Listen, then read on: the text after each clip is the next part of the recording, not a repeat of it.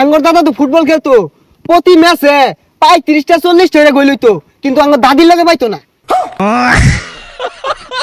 বাপ দাদাদের ফুটবল খেলা খুবই চমৎকার এবং খুবই হাসির ভিডিও, না দেখলে অবশ্যই মিস করবেন। খুবই সুন্দর ভিডিও দেখার অনুরোধ রইল, সম্পূর্ণ দেখবেন।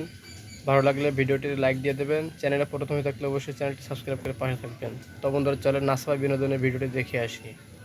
বন্ধু, বাংলাদেশ তো আজকাল ঠকছে, হারাম দাদার একটা ম্যাচ জিতা পায় না। বাদদাসি এগুলার কান্দা রাহাম, 2 দিন পরে তো এগুলা গুহালে ভাত খাইবো। এই যে খাবারটা দিতাছি না, ও একটা কামলা রাখ পাবি না। এটা তুই কি শুনাইলি রে?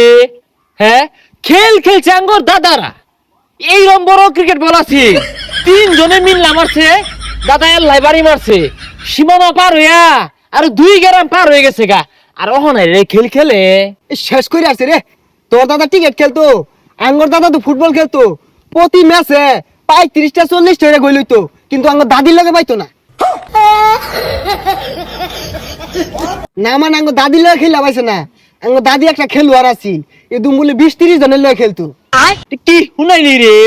হ্যাঁ, না না, আমি এই হারামজাদার কথা কই, এরা কোন ধরনের ক্রিকেট খেলে? খেল খেলে বাড়ি মারে তো সীমা পার হওয়া হয় না। আরে সীমামা না, সীমানা আঙ্গর দাদা খেলতো বল। মেসি বলে আঙ্গর দাদার লগে 5 দিয়ে একটা না 6 মাস দৌড় মারছে, তাও দাদার একটা পুরা ধরার পাইছে না।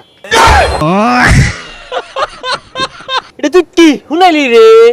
হ, তোর দাদা খেলতো ফুটবল, আমার দাদা খেলতো ক্রিকেট বল।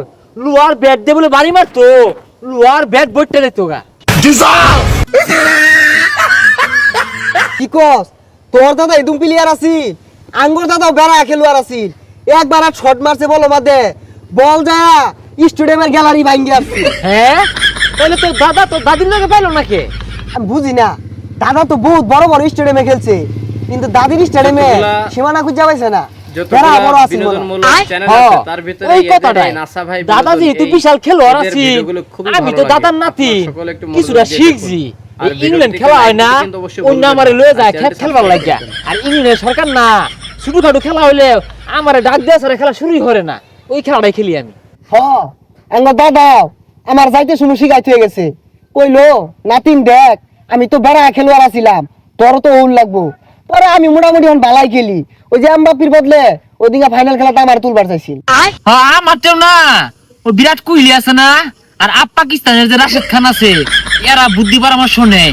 আমি আবার শিখাই দিই কিভাবে মারলে বাউন্ডারি হইব, কিভাবে মারলে 6 ছক্কা হইব, ওগুলো পরামর্শ দিই। খুবই সুন্দর ভিডিও দেখতে থাকুন এবং বিনোদন নিতে থাকুন। শেষ করে আছে রে। আর মনে করি যে এই সামনের মাসে বিসিবি আমারে ডাকছে, বুদ্ধি পরামর্শ চাইতাছে, কি মিলে ক্রিকেট খেলাটা উন্নত করুন, যা ফুটবল খেলা পরামর্শ দিবার পাইয়াম, অতটা দুর্বল না। এই খেলে পরামর্শ দিয়ার লাগিয়া চিন্তা করছি সামনের মাসে যাইবাম। বেতন আবার কইছি যে কোটি টাকার নিচে হইতো না, কারণ আমার দাদা তো বিশাল খেলতো। কি রে, তুই জীবনে ব্যাটা তো নিছিলি, আর যে বড় বড় গপ পড়তাছস, মাথা তো নষ্ট হয়ে গেল। আরে আমি না, আঙ্গর দাদা বিশাল খেলতো না রে। আমি তো জানতাম তোর দাদা চেরাতে বসিতে মাছ মারতো। ও, তোর দাদা মাছ মারতো? আঙ্গর দাদা আছিল খেলোয়াড়, ইংল্যান্ডে কয়েকদিন বরাবরই খেলতো, লিগে ডাকতো ইংল্যান্ডের। এই তোর দাদা না বাড়ি বাড়ি ঘুরে ফিরার মধ্যে বয়া চুল কাটতো মাইছের, নাফিত না আছিল তোর দাদা? তোর দাদা খেলোয়াড় কোন দিনের আছিল রে? ও, তোর দাদা চুলা খাইতো, তুই অত বেড়া চাপসি মারলি। তোর দাদা বলে লুহার ব্যাট দিয়ে গেল, লুহার ব্যাট বলে ভাঙিয়ে গেত। এই তোর বংশের মধ্যে কেউ টিকার বলা তুলিছে, আর ইনো বড় বড় গপ পড়স, যাইতো যা। এই তোর দাদা জীবন এই রাখে তো খেললা দেখছে, আইরা বড় বড় গপ্প মারাইতাছ, যাইতা যা। বন্ধু, এগুলো বলতো না, আমরা যাই গিয়া। না, এখন লাগে আঙ্গুর বন্ধু না। হ্যাঁ, আমরা যে খেল খেলছি আঙ্গুর দাদারাও খেলছে। আমরা না বাংলাদেশ ক্রিকেট খেলা ফুটবল খেলা পরিবর্তন ঘটাইবা। হ্যাঁ, আমার দাদা আছিল খেলোয়াড়। এবং